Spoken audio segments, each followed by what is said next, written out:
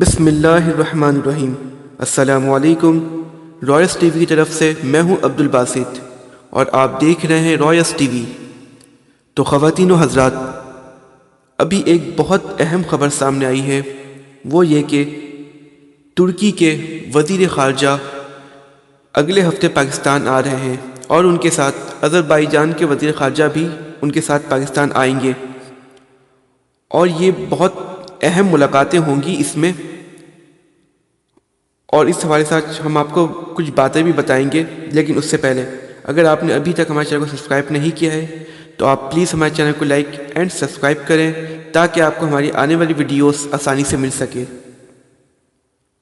تو خواتین و حضرات، اگلے ہفتے ترکی کے وزیر خارجہ اور آذربائیجان کے وزیر خارجہ پاکستان آ رہے ہیں، جس سے وہ پاکستانی وزیر خارجہ کے ساتھ ملاقات بھی کریں گے اور ڈیفنس معاہدے بھی ہوں گے۔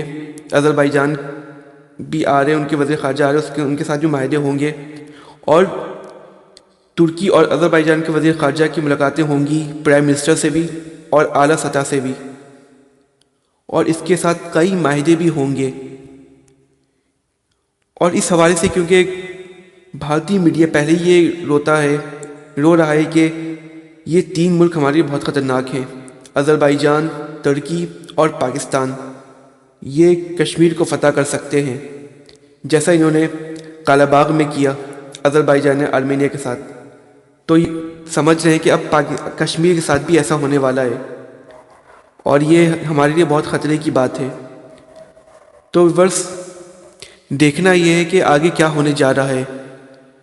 یہ بہت اہم ملاقات ہے، یہ عام ملاقات کی طرح نہیں ہے، یہ بہت اہم ملاقات ہو رہی ہے، جس میں تین وزرائے اعلیٰ ملاقات کریں گے اور آگے لاہ عمل اختیار کریں گے کیا کرنا ہے۔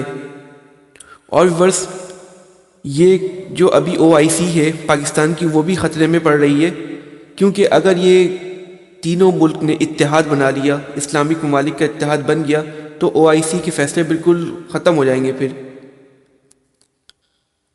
اور دیکھنا یہ ہے کہ اب کیا ہونے جا رہا ہے، پاکستان، ترکی اور آذربائیجان کے بیچ کیا معاہدہ چلنے والا ہے۔ اور کیونکہ ترکی تو پاکستان کو میزائلز دے رہا ہے، فراہم کر رہا ہے، جو میزائلز آذربائیجان میں کالا باغ کے حوالے میں، جو کالا باغ میں جو ہوا تھا اٹیک، اس میں جو استعمال کیے تھے میزائل، وہی میزائل پاکستان کو ملنے والے ہیں۔ اور ایک پاکستان واحد ملک ہے جو آرمینیا کو کبھی بھی ریکگنائز نہیں کرتا ہے، وہ کبھی بھی ان کو تسلیم نہیں کرے گا، کیونکہ آذربائیجان کے ساتھ پاکستان کے برادرز تعلقات ہیں، جس حوالے سے پاکستان کبھی بھی ریکگنائز نہیں کرتا آرمینیا کو۔ اب دیکھنا یہ ہے کہ یہ تینوں ملک کیا کرتے ہیں، کیا لائحہ عمل ہونے جا رہا ہے اور کیا ہوتا ہے۔ تو ورس اگر آپ کو ہماری ویڈیو اچھی لگی ہو تو آپ پلیز اسے لائک اینڈ سبسکرائب کریں۔ Thank you.